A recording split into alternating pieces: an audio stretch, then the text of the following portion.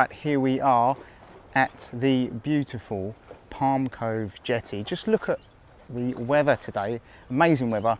We've got beautiful blue skies, a little bit of a haze here, you've got humidity coming in, but you've got lovely scenery at the background there with the mountains. Tide's up, it's about 32 degrees.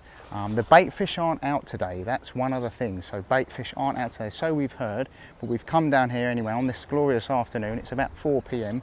and we're going to see our luck. We've had some good catches here before, and once again, just have a look at this view over there. It's awesome. A few people with their lines out.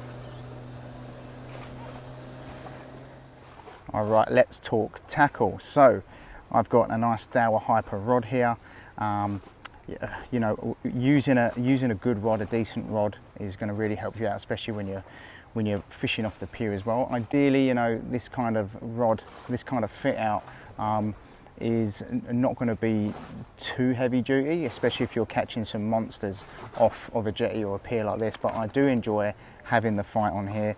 On the reel, we've got a 20-pound braid. Now, braid has zero stretch in it, so just bear that in mind. Make sure that your drag is set right, otherwise the fish will take your rod in.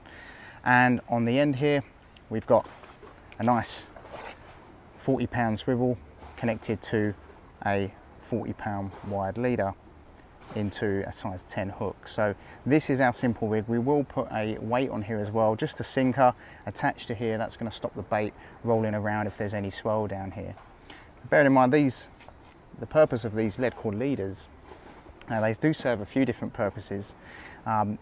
Most of my childhood and teenage years was actually spent coarse fishing back in the UK, and then from there on I developed a passion and obsession for carp fishing, and we actually use these lead core leaders for carp fishing. But the reason being is not because carp has lots of ferocious teeth, but mainly because this actually sinks on the bottom and hides all your line, and that's the main reason.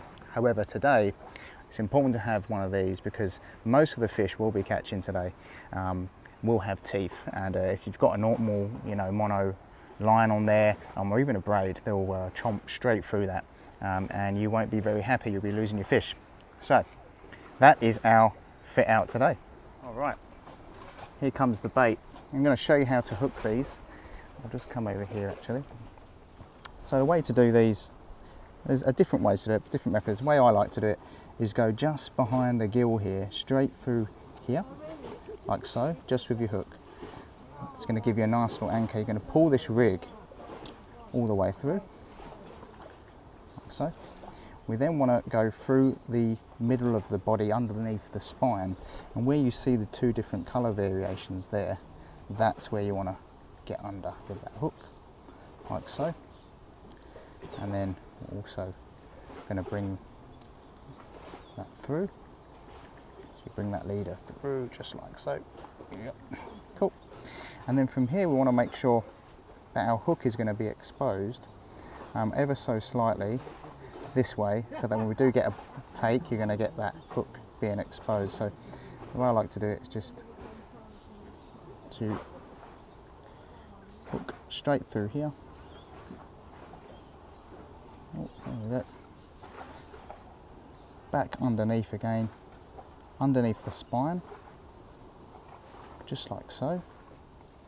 And then we're going to pull all of this through, just like that. Makes it nice and tight. And there you've got that hook exposed just on the top there. It's going to be a nice little hook up, and that's nice and solid. We're getting some nibbles, our first cast out. And we're getting some few taps on the rod. Nothing's taken it yet, so we could have some smaller stuff that's chomping up our bait, but we'll see how we go. It's still fairly warm actually in the afternoon, so hopefully when this temperature starts to drop, we'll start getting some bites.